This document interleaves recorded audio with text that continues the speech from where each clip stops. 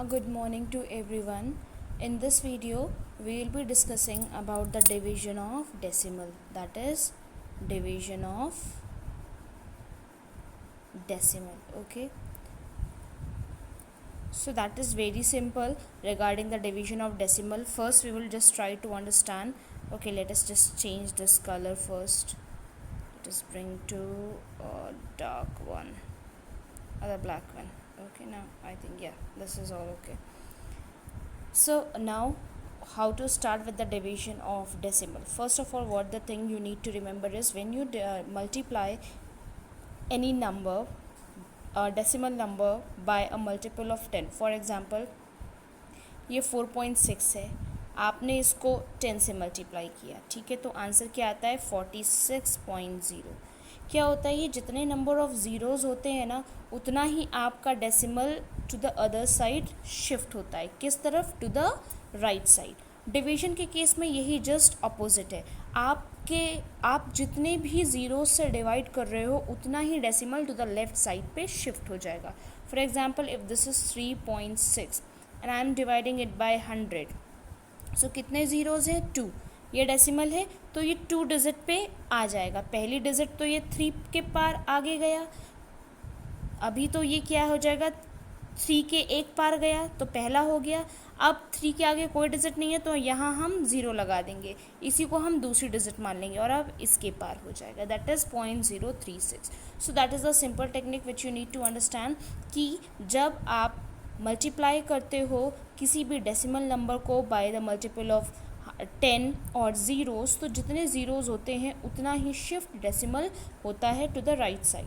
और in case of division, जितने भी ज़ीरो से आप डिवाइड करते हो उतने ही LHS साइड पे वो शिफ्ट होता है डेसिमल. नेक्स्ट थिंग इज़ कि अगर कोई नंबर है, फॉर एग्जांपल 3.6 अपॉन 2.59, अब आपको इसको डिवाइड करना है, तो आप डिवाइड कैसे करोगे? सबसे पहले डेसिमल के डिवीजन में आप देखते हो कि जो डेसिमल के बाद का डिजिट है वो इक्वल है कि नहीं. यहाँ पे कितने डिजिट हैं? 2. यहाँ पे 1. तो आपको इसको क्या बनाना पड़ेगा? 2 बनाना पड़ेगा. तो ये डेसिमल कैंसिल हो जाएंगे. डेसिमल तब कैंसिल होते हैं अगर उनके जो डेसिमल के बाद के जो नंबर ऑफ डिजिट्स होते हैं वो इक्वल होते हैं. Then it gets deleted. Okay, so यहाँ पे, अब यहाँ पे 1 डिजिट है, यहाँ पे 2 डिजिट है, तो आप यहाँ पे 0 सब्सटीट्यूट कर दोगे. अब now it is 2 digit after decimal. अब डेसिमल वैनिश हो जाएगा. अब इसको क्या लिख सकते हो? 360 अपॉन 259. एंड डिवीजन आपको पता ही है. Okay, so this is the way. अगर फॉर एग्जांपल लिखा है 2.18 divided by 1.14. Now see the digit after the decimal is 2, तो ये डेसिमल और ये डेसिमल वैनिश हो गया. So this will be 218 upon 114. So this is how we need to proceed with the division of decimal. Okay, now the other term which we need to understand related to the term decimal. Okay, वो सारे terms कौन से हैं? पहला है terminating, ठीक है. दूसरा हम लोग पढ़ेंगे नॉन टर्मिनेटिंग एंड तीसरा पढ़ेंगे रिपीटिंग, ठीक है. So let's we first of all let we go with terminating one. Okay, ना फर्स्ट इज टर्मिनेटिंग. टर्मिनेटिंग क्या होता है? फॉर एग्जांपल मैंने आपको बोला है 1/2, तो अब आप इसको डिवाइड करोगे, ठीक है.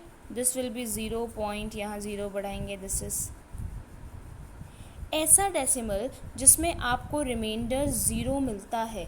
ऐसा डेसिमल जिसमें आपको डिवीजन के बाद रिमाइंडर 0 मिलता है, that is known as terminating. Okay, so terminating क्या है? So what is terminating? When remainder is equals to 0, then the decimal is known as terminating. What is non-terminating? जब remainder 0 ना हो, when remainder is not is equals to 0, it is non-terminating. Okay, this is non-terminating. And now what is repeating? Repeating क्या होता है? What is repeating? और इसी को बोलते हैं रीअकरिंग.